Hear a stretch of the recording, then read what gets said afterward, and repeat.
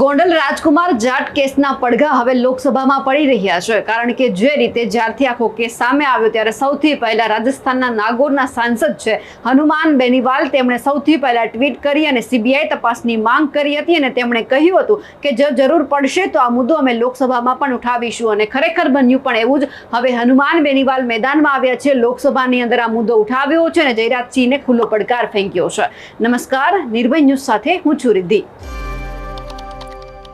ગોંડલની અંદર જે રીતે રાજકુમાર જાટની હત્યા કરવામાં આવી કે પછી એમનો મૃતદેહ મળી આવ્યો, એટલે કે આકસ્મિક રીતે જે ઘટના બની તેમને લઈને ચર્ચા આખા ગુજરાત પંથકમાં થઈ રહી છે કે ખરેખર શું બન્યું છે, અને હજુ પણ એમની તપાસ ચાલુ છે, કારણ કે ઘણા બધા સવાલ અહીંયા ઉઠી રહ્યા છે. એમના જે વકીલ છે તે પણ સવાલ ઉઠાવી રહ્યા છે કે તમારે જો ખરેખર તમે એમને આકસ્મિક માનતા હોય તો તમે પૂરેપૂરા સીસીટીવી આપો. અમે એવું કહી રહ્યા છીએ કે હત્યા કરવામાં આવી છે. એટલે સૌથી પહેલા તો જ્યાંના પૂર્વ ધારાસભ્ય છે અને એમના દીકરા જે ગણેશ ગોંડલ છે તેમના ઉપર અવારનવાર માછલા ધોવાઈ રહ્યા છે અને બંનેના નામ ખુલીને સામે આવી રહ્યા છે.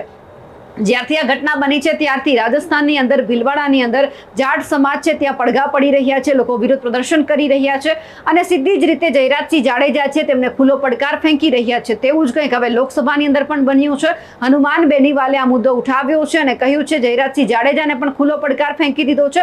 સૌથી પહેલા તો આપણે હનુમાન બેનીવાલને સાંભળીએ કે લોકસભાની અંદર શું બન્યું હતું અને તેમણે આ કેસને લઈને હવે શું કહ્યું છે. बेनीवाल जी, बहुत बहुत धन्यवाद आपको. राजस्थान के भीलवाड़ा जिले की सड़ा विधानसभा क्षेत्र के जबरकिया गांव निवासी राजकुमार जाट, जो यूपीएससी की तैयारी कर रहा था, गुजरात राज्य के राजकोट में गोंडल विधानसभा क्षेत्र में उसकी निर्मम हत्या कर दी.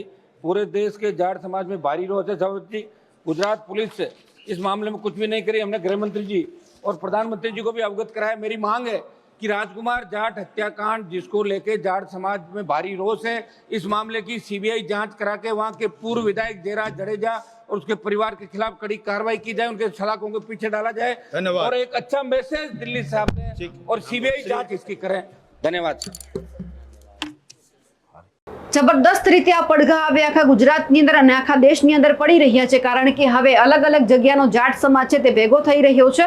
ખરેખર અહીંયા એક જે સમાજમાં એકતા હોય છે તેમનું ઉદાહરણ અત્યારે પૂરું પાડવામાં આવી રહ્યું છે કે સમાજની અંદર કોઈ એક દીકરાને ન્યાય નથી મળતો, એક પરિવાર ન્યાય ઝંખી રહ્યો છે તો સમાજ કઈ રીતે ભેગો થઈ રહ્યો છે તેમનું એક ઉદાહરણ છે આપણને આ ગણેશ ગોંડલ અને ખાસ કરીને જયરાજસિંહ જાડેજાની સામે જે અત્યારે સવાલ ઊભા થઈ રહ્યા છે તે કેસની અંદર આપણને દેખાઈ રહ્યું છે.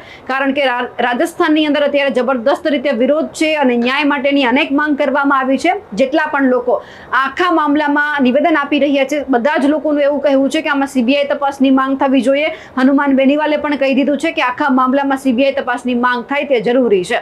અમારા અહેવાલને લઈને અને જે રીતે લોકસભાની અંદર બીજી વખત આ પડઘા પડ્યા છે આ કેસને લઈને આપ શું માનો છો, કમેન્ટ કરીને ચોક્કસથી જણાવજો. સાથે જ અમારી નિર્ભય ન્યૂઝ ચેનલને લાઇક, શેર અને સબસ્ક્રાઇબ કરવાનું ભૂલશો નહીં. નમસ્કાર.